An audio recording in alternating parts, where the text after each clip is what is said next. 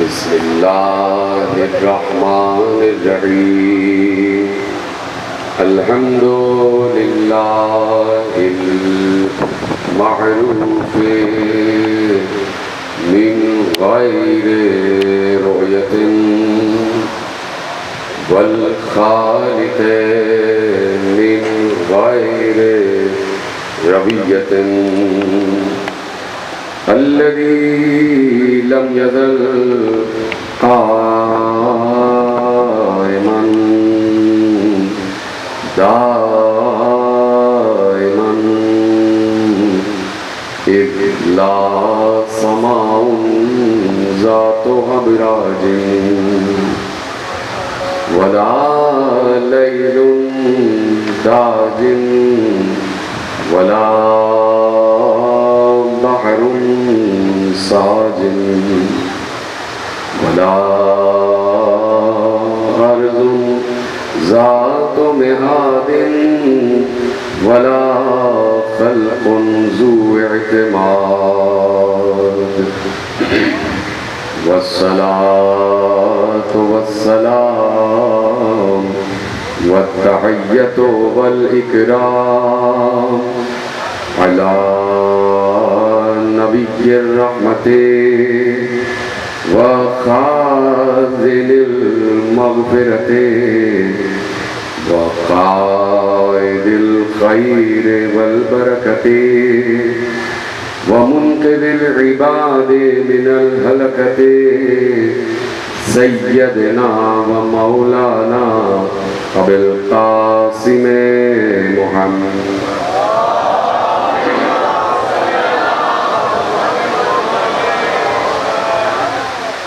وأهل بيته الطيبين الطاهرين المعصومين المظلومين المنتقبين المنتجبين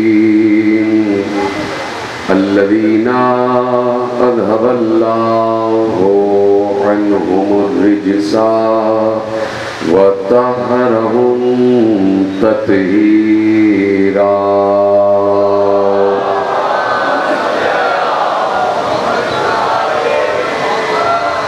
أما بعد فقد قال الله سبحانه وتعالى في محكم كتابه المجيد وفرقانه الحميد وقوله الحق بسم الله الرحمن الرحيم ومن يبتغي غير الإسلام دينا فلن يقبل منه وهو في الآخرة من الخاسرين. صلوات محمد علیہ.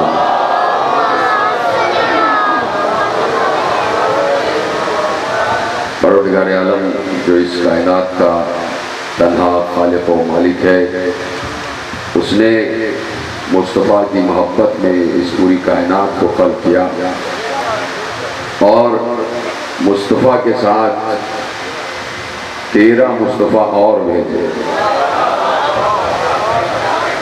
اسی جیسی 13 شکلیں اور بنائیں اور 14 کو وہ مقام عطا کیا جو مقام سابقین میں سے، گزشتگان میں سے اور آئندگان میں سے کسی کو حاصل نہ ہوا. وہ مقام و مرتبہ جو اللہ کسی کو عطا کرتا ہے پھر اللہ عطا کر کے واپس نہیں لیتا. وہ جس کو اس قابل سمجھتا ہے اسے دیتا ہے اور اس کی عطا دائمی ہوتی ہے. اس کی عطا وقتی نہیں ہوتی کہ عطا کر کے واپس لے لے. جب اس نے ایک مرتبہ عطا کر دیا تو قیامت تک یہ اختیارات، یہ معجزات، یہ اقتدار آل محمد کے پاس ہے. اور سب سے بڑا جو آل محمد کے اقتدار کا ثبوت ہے اور حوالہ ہے وہ یہ ہے کہ اس وقت انسان مختلف ملکوں میں بٹا ہوا ہے، مختلف ملکوں میں تقسیم شدہ ہے، لیکن حسین ہر ملک میں موجود ہے. حسین ہر ملک میں موجود ہے. یعنی حکومت کسی کی بھی ہو، حکومت کسی ملک میں کسی کی بھی ہو، لیکن یہ بات طے ہے کہ ولایت حسین کی ہے۔ حکومت کوئی بھی کرے لیکن ولایت حسین کی، یہ تخت ولایت حسین کا ہے۔ اس وقت دنیا کے ہزاروں شہروں میں فرش عزائے حسین بچھا ہوا ہے، اور دن و رات حسین کا تذکرہ ہو رہا ہے، اور پھر یہ عزا کبھی رکتی نہیں ہے، صرف 2.5 مہینے کی محتاج نہیں ہے، بلکہ سال بھر یہ حسین کا تذکرہ جاری اور ساری رہتا ہے۔ جب کوئی مومن اس دنیا سے اٹھ کے اگلی دنیا میں جاتا ہے تو جاتے جاتے اپنے سویم اور چہلم کا فرش عزا بچھا کے جاتا ہے اور اپنے پیچھے ذکر حسین چھوڑ کر جاتا ہے۔ آپ دیکھ رہے ہیں کہ اللہ نے ذکر حسین کو بڑی رفعت عطا کی ہوئی ہے۔ اس کو کہتے ہیں ولایت حسین، حسین کی ولایت، حسین کی حکومت۔ حسین کی حکومت کسی تخت و تاج کی محتاج نہیں ہے، حسین کی حکومت کسی تخت و تاج کی محتاج نہیں ہے۔ حسین کا تخت مومنوں کا دل ہے، مومنوں کے دل میں حسین نے اپنا تخت بنایا ہوا ہے، اور اسی تخت حکومت پر بیٹھ کر حسین حکومت کرتے ہیں۔ اور حسین نے ذکر حسین کی وجہ سے آج ذکر رسول بھی ہو رہا ہے اور ائمہ کا ذکر بھی ہو رہا ہے۔ آج ہم اگر بڑی صراحت کے ساتھ اماموں کا تذکرہ کر رہے ہیں تو یہ فیض ہے ذکر حسین کا، یہ فیض ہے مجلس عزائے حسین کا، کہ نہ بچتا اگر فرش عزا تو مجھے بتائیے، میں آپ کے سامنے ایک جملہ عرض کرنا چاہتا ہوں کہ توحید رہتی لیکن روح توحید گم ہو جاتی، روح توحید گم ہو جاتی۔ یعنی پتہ نہیں جملہ آپ تک پہنچے گا کہ نہیں، اگر پہنچ جائے تو بتائیے گا کہ اگر حسین قربانی نہ دیتے، اگر حسین قربانی نہ دیتے تو الا اللہ تو رہتا لیکن لا مٹ جاتا۔ سلامت رہے ہیں، الا اللہ تو رہتا لیکن لا مٹ جاتا، اللہ کے ساتھ پھر اور بھی اللہ بن جاتے۔ لوگوں نے کوشش کی، یہ بار بار کہا جا رہا تھا کہ محمد ہم جیسے، محمد ہم جیسے، مصطفیٰ ہم جیسا، یہ ایک کوشش تھی کہ پہلے مصطفیٰ کو اپنے جیسا بنا لو، اگر کوئی اعتراض کرنے والا نہ اٹھے تو کل اللہ کو بھی اپنے جیسا بنا لیں گے، کل اللہ کو بھی اپنے جیسا بنا لیں گے۔ تو حسین نے کھڑے ہو کے کہہ دیا کہ مصطفیٰ جیسے ہم ہیں، مصطفیٰ جیسے ہم ہیں، کوئی اور مصطفیٰ جیسا نہیں ہے۔ کہنے کو کہہ دیا، قرآن میں آیت موجود ہے کہ انما انا بشر مثلکم یوحی الیہ، میں تمہاری طرح کا بشر ہوں، مجھ پر وحی آتی ہے۔ اب قرآن کی اس آیت سے لوگوں نے یہ اشارہ لے لیا کہ دیکھیے مصطفیٰ ہماری طرح کے ہیں، ہم مصطفیٰ کی طرح کے ہیں۔ خود اللہ کہہ رہا ہے کہ میں تمہاری طرح کا بشر ہوں، ان سے کہہ دو کہ میں تمہاری طرح کا بشر ہوں۔ تو بھائی قرآن کی آیتوں کو اگر سمجھنا اتنا آسان کام ہوتا تو قرآن اللہ براہ راست ہر کسی کے ہاتھ میں دے دیتا، پھر نبی کی ضرورت بھی نہیں تھی، پھر جبرائیل کی ضرورت بھی نہیں تھی۔ اگر اتنا ہی آسان ہوتا سمجھنا، ہر کسی کے بس کی بات ہوتی تو ہر ہاتھ میں قرآن اللہ دے دیتا کہ لو یہ پڑھو اور سمجھتے جاؤ۔ لیکن نبی کے ذریعے قرآن بھیجنے کا مطلب یہ ہے کہ قرآن ہماری زبان میں ہے، اور جو ہماری زبان ہے وہی سمجھا سکتا ہے۔ اللہ اکبر، جو ہماری زبان ہے وہی سمجھا سکتا ہے، جو لسان اللہ ہے وہی سمجھائے گا کہ اللہ کی زبان کا مطلب کیا ہے اور اللہ کے کس لفظ کا کیا مطلب ہے۔ تو اب قرآن میں آیت تو رکھ دی، قرآن میں آیت تو موجود ہے، اور میں نے اور آپ نے آیت تو پڑھ لی کہ قل انما انا بشر مثلکم، ان سے کہہ دیجئے کہ میں تمہاری طرح کا بشر ہوں۔ تو بھائی بات یہ ہے کہ کس کی طرح کا بشر، سوال یہ پیدا ہو رہا ہے کہ کس کی طرح کا بشر، کس سے کہہ رہا ہے رسول کہ میں تمہاری طرح کا بشر ہوں۔ آیت اتری ہے کافروں کے ماحول میں، مکے کے کافر بھی موجود ہیں اور مدینے میں بھی آس پاس میں کفار موجود رہے۔ تو اب اگر آیت اتری ہے کافروں کے ماحول میں تو اللہ کس سے کہہ رہا ہے؟ مثلا میں اس وقت آپ سے مخاطب ہوں، میں آپ سے باتیں کر رہا ہوں، اگر کوئی مجھ سے یہ کہے کہ ان سے یہ کہہ دیجئے تو کہلوانے والا کوئی اور ہے، کہنے والا میں اور سننے والے آپ سے کہوں گا نا کوئی کہے ان سے کہہ دیجئے، تو میں کہلوانے والا کوئی اور ہے، میں کہنے والا اور سننے والے آپ، یعنی آپ سے بات کی جائے گی۔ اب کہلوانے والا ہے اللہ، ان سے کہہ دیجئے قل، کہنے والا ہے رسول، اللہ کہلوا رہا ہے کہ ان سے کہہ دیجئے میں تمہاری طرح کا بشر ہوں، اور کہنے والا ہے رسول، کس سے کہا جا رہا ہے؟ بات سمجھ میں آ رہی میری کہ بھائی کس سے کہا جا رہا ہے؟ سامنے تو کافر ہیں، سامنے تو مکے کے کافر ہیں، تو سوال یہ پیدا ہوتا ہے کہ کیا نعوذ باللہ اللہ یہ کہلوانا چاہ رہا ہے کہ ان کافروں سے کہہ دو کہ میں تمہاری طرح کا بشر ہوں؟ جس کی سمجھ میں آ رہی ہو مجھے بتائے۔ بھائی سامنے تو کافر ہے نا، تو اللہ کیا کافروں کے ذریعے کافروں کے لیے کہہ رہا ہے کہ اے نبی ان کافروں سے کہہ دو کہ میں تمہاری طرح کا بشر ہوں؟ یہ تو ہو ہی نہیں سکتا۔ تو اب دیکھنا یہ ہے کہ نبی کن کی طرح کا بشر ہے۔ سامنے کافر ہیں، عتبہ شیبہ ولید ہیں، سامنے ابو لہب ہے، سامنے ابو جہل ہے، اور ابو جہل سے اور بھی بہت جیسے ہیں، ابو جہل جیسے اور بھی بہت سے ہیں۔ تو کیا یہ کہا جائے گا کہ میں ان جیسا بشر ہوں؟ نعوذ باللہ، میں ابو جہل جیسا بشر ہوں، میں ابو لہب جیسا بشر ہوں، میں عتبہ جیسا بشر ہوں، میں شیبہ جیسا بشر ہوں، میں ولید جیسا بشر ہوں؟ یہ تو کبھی بھی نہیں کہے گا رسول۔ تو پھر کس جیسا بشر ہے یہ تو تلاش کرو۔ اس وقت سمجھ میں آیا کہ نبی کس جیسا بشر ہے کہ جب یہ 5 چادر میں جمع ہوئے تو نبی نے کہا میں علی جیسا، میں حسن جیسا، میں حسین جیسا۔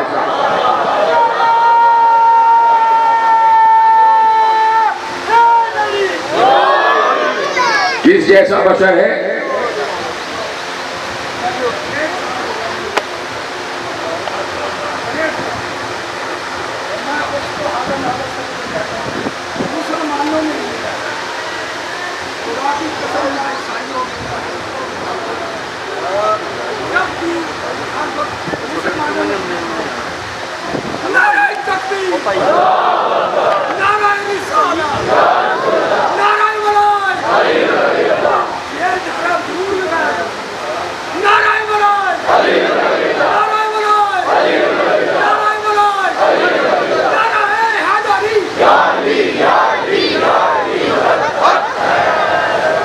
سلامت رہے آپ، توجہ فرمائیں آپ نے کہ جب یہ چادر میں 5 جمع ہو جائیں تب یہ ایک دوسرے سے کہہ سکتے ہیں کہ میں تمہاری طرح کا، تم میری طرح کا۔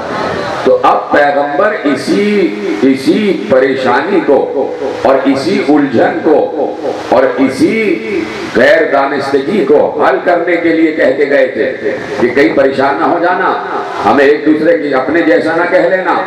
اسی لیے پیغمبر کہہ کے گئے کہ دیکھو ہمارا اول بھی محمد ہے، ہمارا آخر بھی محمد ہے، ہم کل کے کل محمد ہیں، ہم ایک دوسرے جیسے ہیں۔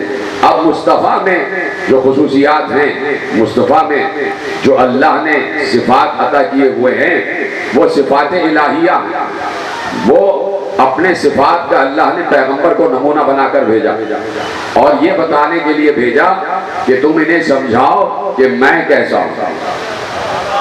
نہیں، بات آپ تک پہنچی نہیں۔ مصطفیٰ کو دنیا میں اس لیے بھیجا، انبیاء کس لیے آئے؟ انبیاء اسی لیے آئے تاکہ دنیا تک اللہ کا پیغام پہنچایا جائے اور یہ بتا دیا جائے کہ یہ دیکھو کہ اللہ کیسا ہے اور اللہ کے صفات کیا ہے، اللہ کو سمجھو، آدم سے لے کے پیغمبر تک۔ تو اب پیغمبر اس معاشرے میں آئے کہ جو معاشرہ جاہلیت و جہالت سے بھرا ہوا تھا، یعنی جس کی جہالت کی اور پستی کی کوئی انتہا نہیں تھی، کہ جہاں بیٹیوں کو زندہ دفن کر دیا جائے، اس سے بڑا جاہل معاشرہ تو کوئی نہیں ہو سکتا، کہ جہاں وہ شہزادی نے فرمایا تھا خطبے میں کہ تم کچرے سے مردہ گوشت اٹھا کے کھانے والے،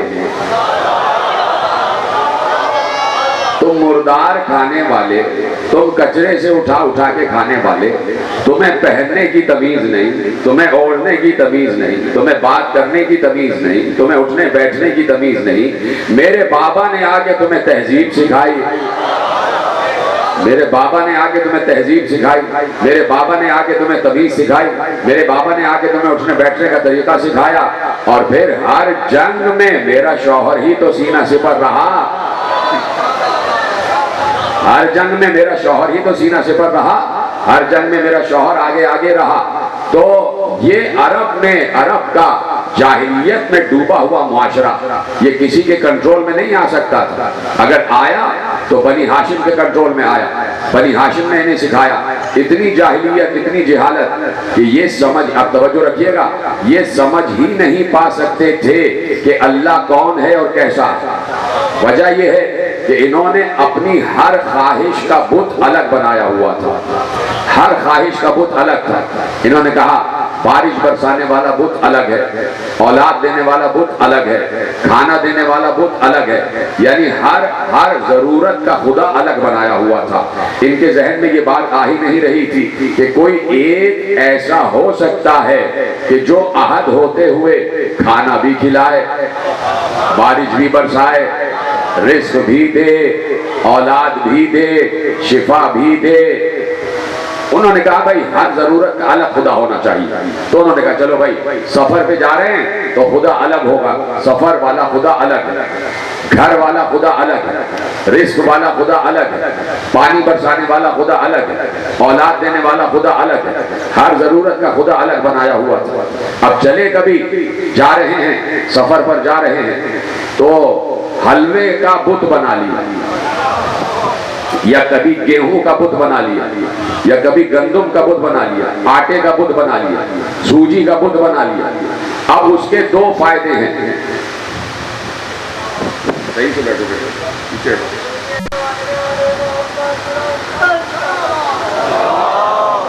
توجہ فرمائی آپ نے۔ اب انہوں نے کھانے والا بت بنا لیا، سوجی کا بت بنا لیا، آٹے کا بت بنا لیا۔ اب اس کے دوہرے فائدے ہیں، یعنی کمپلیٹ پیکج مل گئے کہ راستے میں اگر عبادت کی ضرورت پڑی تو عبادت کر لی، اور بھوک لگی تو اپنے بنائے ہوئے بت کو ہی کھا لیا، اس کو ہی کھانا بنا کے کھا لیا۔ تو یہ ہے جاہلیت کا معاشرہ کہ جو اپنے بنائے ہوئے بتوں کو کھا جائے، جو اپنے بنائے ہوئوں کو کھا جائے، جو اپنے بنائے ہوئوں کو کھا جائے، ایسا معاشرہ۔ اس معاشرے میں پیغمبر یہ بتانے آئے تھے کہ اللہ ہے۔ دیکھیے یہ جملہ بڑا تھا جو آپ نے محفوظ نہیں کیا۔ اس جاہلیت والے معاشرے میں پیغمبر یہ بتانے آئے تھے کہ اللہ ہے اور اللہ کو مانو، اور وہ اتنا صاحب صفات ہے کہ ایک ہوتے ہوئے سارے کام کرتا۔ اب ان کی یہ بات ہی سمجھ میں نہیں آ رہی تھی کہ بھائی کوئی عہد ہوتے ہوئے سب کو، پوری دنیا کو دیکھ بھی رہا ہے، کوئی عہد ہوتے ہوئے پوری دنیا کو کھانا بھی کھلا رہا ہے، کوئی عہد ہوتے ہوئے ہر جگہ بارش بھی برسا رہا ہے، کوئی عہد ہوتے ہوئے سب کو اولاد بھی دے رہا ہے۔ ان کے یہ بات سمجھ میں نہیں آ رہی تھی۔ اب کیسے سمجھایا جائے؟ اب سوال یہ پیدا ہوتا ہے کہ کیسے سمجھائیں، نبی کیسے سمجھائیں؟ دو ہی طریقے تھے، دو ہی طریقے۔ میں نے کہیں مثال دی تھی اور مثال آپ کے سامنے دہراتا ہوں کیونکہ مثالوں سے بات بہت آسان ہو جاتی ہے۔ اب اگر پاکستان میں دنیا کے کسی گوشے میں آپ کو کوئی ایسا خطہ مل جائے کہ جہاں پر ترقی کی تے نہ پہنچی ہو، جہاں والے ترقی جانتے ہی نہ ہو، اتنا بیکورڈ علاقہ ہو کہ ان کو پتہ ہی نہ ہو کہ پہیہ ایجاد ہو گیا ہے، ان کو پتہ ہی نہ ہو کہ کمپیوٹر ایجاد ہو گیا۔ اب آپ اس معاشرے میں جا کر یہ بتائیں کہ تم کہاں جہالت میں پڑے ہوئے ہو، کہاں جاہلیت میں پڑے ہوئے ہو، تم کہاں ایک ایسی تہذیب میں پڑے ہو کہ جو پتھروں کی تہذیب ہے۔ اب تو کمپیوٹر بھی ایجاد ہو گیا، دنیا میں اپنے سامنے بیٹھے بیٹھے پوری دنیا تمہارے ہاتھ پہ آ جاتی ہے، ایک پریس کرو گے بٹن، پوری دنیا کے حالات تمہارے ہاتھ میں آ جائیں گے۔ تو جب آپ کسی جاہل کے سامنے ترقی کی اعلیٰ ترین بات کریں گے تو جاہل پلٹ کے آپ کو ہی جاہل کہے گا۔ سلامت رہے جس نے جملہ محفوظ کیا ہے۔ جاہل پلٹ کے آپ کو جاہل کہے گا اور کہے گا کہ کیا مجنون ہو گئے ہو، کیا پاگل ہو گئے ہو، کیا دیوانے ہو گئے ہو، کیا شاعری کی باتیں کر رہے ہو، کیا ایسا بھی کہیں ہو سکتا ہے کہ آپ کے انگلی کے اشارے پہ پوری دنیا آ جائے؟ اب مجھے بتائیے کہ آپ اس جاہل معاشرے کو کیسے یقین دلائیں گے کہ کمپیوٹر ایجاد ہو گیا؟ صرف دو ہی طریقے ہیں ان کو یقین دلانے کے لیے، یا تو خود کمپیوٹر بن جائیں یا کمپیوٹر لا کے دکھا دے کہ یہ رہا کمپیوٹر، تو پیغمبر کے لیے بھی یہی مسئلہ تھا. جملہ سمجھیے گا، پیغمبر کے لیے بھی یہی مسئلہ تھا کہ پیغمبر یہ سمجھانا چاہتے تھے عرب کے معاشرے کو کہ اللہ ہے اور وہ عہد ہوتے ہوئے بارش بھی برساتا ہے، مردے بھی زندہ کرتا ہے، رزق بھی دیتا ہے، اولاد بھی دیتا ہے، زمینوں کا سارا انتظام بھی سنبھالتا ہے، فرشتے بھی بھیجتا ہے، آسمانی کتابیں بھی بھیجتا ہے، غلہ بھی اگاتا ہے، پانی پر بھی اس کا کنٹرول ہے، عہد ہوتے ہوئے سب کو دیکھ رہا ہوتا ہے. اب پیغمبر اس معاشرے کو یہ بات بتانا چاہتے تھے. اس معاشرے کو جب یہ بات بتائی تو پلٹ کے پیغمبر کو مجنون کہا گیا، پلٹ کر پیغمبر کو دیوانہ کہا گیا، پیغمبر کو پلٹ کے شاعر کہا گیا. اب کیا کرے رسول؟ تو رسول کے پاس بھی دو ہی طریقے تھے، یا تو خود اللہ بن کے بتا دیتے یا اللہ والے کام کر کے بتائیں گے اللہ ہے. تو خود تو اللہ بن نہیں سکتے تھے، اس لیے کہ اللہ ہے، بندہ ہے. تو اب ضروری تھا کہ رسول اللہ والا ہر کام کر کے دکھائیں. بے شک تو بولیں گے نہیں، یا میں نے اپنی طرف سے جملہ کہا. چلیے اس کو سمجھا دیتا ہوں کہ بھائی ضروری تھا کہ پیغمبر ہر وہ کام کر کے دکھائیں جو اللہ والا کام ہے، تاکہ معلوم ہو کہ جب میں اس کا ایک نمائندہ ہوتے ہوئے، جب میں اس کا مصطفیٰ بندہ ہوتے ہوئے یہ کام کر سکتا ہوں تو میرا اللہ کیوں نہیں کر سکتا؟ مجھے اس نے ہی قوت عطا کی ہے. تو پیغمبر نے وہ کام کر کے دکھائے جو اللہ والے کام تھے. مثلا قرآن نے کہا وَلَوْ أَنَّ قُرْآنًا سُيِّرَتْ بِهِ الْجِبَالُ أَوْ قُطِّعَتْ بِهِ الْأَرْضُ أَوْ كُلِّمَ بِهِ الْمَوْتَى بَلْ لِلَّهِ الْأَمْرُ جَمِيعًا. سورہ رات میں اللہ نے ارشاد فرمایا وَلَوْ أَنَّ قُرْآنًا سُيِّرَتْ بِهِ الْجِبَالُ. اس قرآن کے ذریعے سے، اس قرآن کے علم کے ذریعے پہاڑوں کو حرکت دی جا سکتی ہے. اس قرآن کے علم کے ذریعے پہاڑوں کو حرکت دی جا سکتی ہے. بلو انا قرآن. بات سمجھ میں آ رہی ہے؟ پریشان تو نہیں ہو رہے؟ ابھی میں آپ کو تمہیدی منزلوں سے گزار رہا ہوں اور مجھے ایک گوشہ آپ کے حوالے کرنا ہے، لیکن اس سے پہلے یہ سمجھنا بہت ضروری ہے کہ جو تمہید آپ کے حوالے ہو رہی ہے، اور آپ کو پتا ہے کہ میں ممبر پہ ٹائم ضائع نہیں کرتا، بات میں ایک کوشش کرتا ہوں کہ بچے تک کی سمجھ میں آ جائے، تاکہ جب بچہ یہاں سے اٹھ کے جائے تو دل میں اس کے عقیدہ راسخ ہو، باہر سمجھا سکے بات کہ کیا کہنا چاہ رہا. تو میں نے اسی لیے عرض کیا کہ قرآن نے کہا بلو انا قرآن سیرت بہ الجبال او قطعت بہ الارض او کلم بہ الموتى. اس قرآن کے علم کے ذریعے پہاڑوں کو حرکت دی جا سکتی ہے، پہاڑوں کو حرکت دی جا سکتی ہے، اور اسی قرآن کے علم کے ذریعے زمینوں کے فاصلے طے کیے جا سکتے ہیں، اور اسی قرآن کے علم کے ذریعے مردوں سے باتیں کی جا سکتی ہیں. اب میں آپ سے ایک سوال پوچھتا ہوں. آپ نے قرآن کی آیت اور میں نے حوالہ دے دیا سورہ مبارکہ رات، ٹھیک ہے، کہ قرآن کے ذریعے پہاڑوں کو حرکت دی جا سکتی ہے، قرآن کے ذریعے زمینوں کے فاصلے طے کیے جا سکتے ہیں، قرآن کے ذریعے مردوں سے بات کی جا سکتی ہے نا؟ یہ قرآن کی آیت. اب ہر گھر میں قرآن موجود ہے اور ہر مدرسے میں حافظ قرآن موجود ہے. ہر مدرسے میں حافظ قرآن موجود ہے. اب قرآن حفظ کرنے والے سے کہو کہ قرآن کے حافظ تیرے پاس قرآن کا علم ہے تو ذرا پہاڑ کو حرکت کر کے تو دکھا. جیتے رہے، سلامت رہے جس نے ذرا جملہ محفوظ کیا. ذرا پہاڑوں کو حرکت کر کے تو دکھاؤ. پہاڑ کو اپنی جگہ سے ہٹاؤ، قرآن کی آیت پڑھو تاکہ پہاڑ اپنی جگہ سے ہٹ جائے. قرآن کی آیت پڑھو اور یہاں سے آنکھ بند کرو اور مکے پہنچ جاؤ. جہاز پر بیٹھ کر کیوں جا رہے ہیں؟ قرآن کی آیت پڑھو اور مردوں سے باتیں کرو. ایک بات میں آپ نے غور نہیں کیا، کیا ہے تیسرا؟ او کلما بہل موتا. اس قرآن کے علم کے ذریعے مردوں سے باتیں کی جا سکتی ہیں. اس کا مطلب ہے کہ مردہ سنتا بھی ہے. سلامت رہے. تمہارا مردہ چاہے تو سن لے، تمہارا مردہ عام سا ہو وہ سن لے، اور ہم جن کے قبروں پہ جا رہے ہیں کیا وہ ہماری باتیں سنتے نہیں؟ اور کلما بہل موتا. مردوں سے باتیں کی جا سکتی ہیں۔ تو آپ حافظ قرآن سے کہیے کہ پہاڑ کو حرکت کر کے دکھاؤ، زمینوں کے فاصلے طے کرو اور مردوں سے باتیں کرو۔ یہ قرآن کی آیتیں پڑھ پڑھ کے انسان مر جائے گا، لیکن پہاڑ اپنی جگہ سے نہیں ہٹے گا۔ دیکھیے میں قرآن کی تکذیب نہیں کر رہا، قرآن اپنی جگہ موجود ہے، قرآن کا علم اپنی جگہ موجود ہے۔ مثلا اب میں آپ کے سامنے اس قضیے کو حل کرتا ہوں کہ وَلَوْ أَنَّ قُرْآنًا سُيِّرَتْ بِهِ الْجِبَالُ، اس کے ذریعے سے پہاڑوں کو حرکت دی جا سکتی ہے، اس کے ذریعے سے زمین کے فاصلے طے کیے جا سکتے ہیں، اس کے ذریعے سے مردوں سے باتیں کی جا سکتی ہیں۔ سوال یہ پیدا ہوتا ہے کہ یہ کون کر سکتا؟ بَلْ لِلَّهِ الْأَمْرُ جَمِيعًا، آواز دی یہ سارے کام اللہ کے لیے ہیں۔ اچھا بھائی یہ سارے کام اللہ کے لیے ہیں، تو جب اللہ کے لیے ہیں تو آج تک ہمیں اللہ نے یہ اتر کے نہیں دکھایا کہ بھائی اللہ نے کوئی آیت پڑھی ہو اور پہاڑ اپنی جگہ سے ہٹ گیا ہو۔ موضوع تبدیل کر دوں کہ آپ بڑے پریشان ہو رہے ہیں میرے ساتھ؟ آج تک ہمیں اللہ نے اتر کے نہیں دکھایا کہ قرآن کی آیت پڑھی ہو اور پہاڑ اپنی جگہ سے ہٹ گئے ہوں، قرآن کی آیت پڑھی ہو اور زمین کے فاصلے طے کیے ہوں، اور ہم نے اللہ سے یہ نہیں دیکھا کہ قرآن کی آیت پڑھی ہو اور مردوں سے باتیں ہو رہی ہوں۔ سارے کام اللہ کے لیے ہیں، لیکن یہ کام کر کے دکھائے کس نے؟ ہائے ہائے ہائے، یہ سارے کام کر کے دکھائے کس نے؟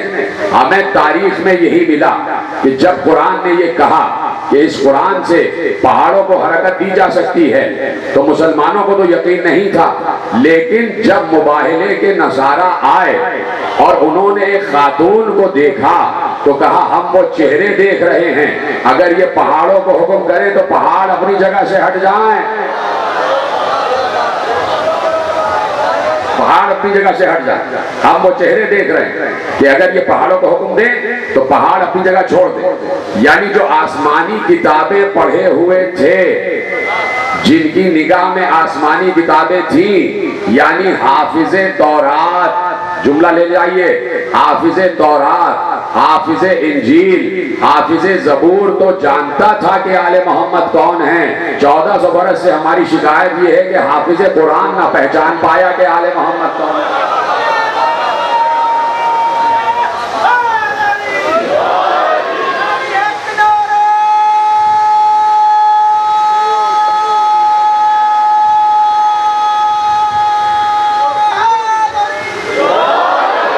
سلامت رہیں، توجہ فرمائی آپ نے۔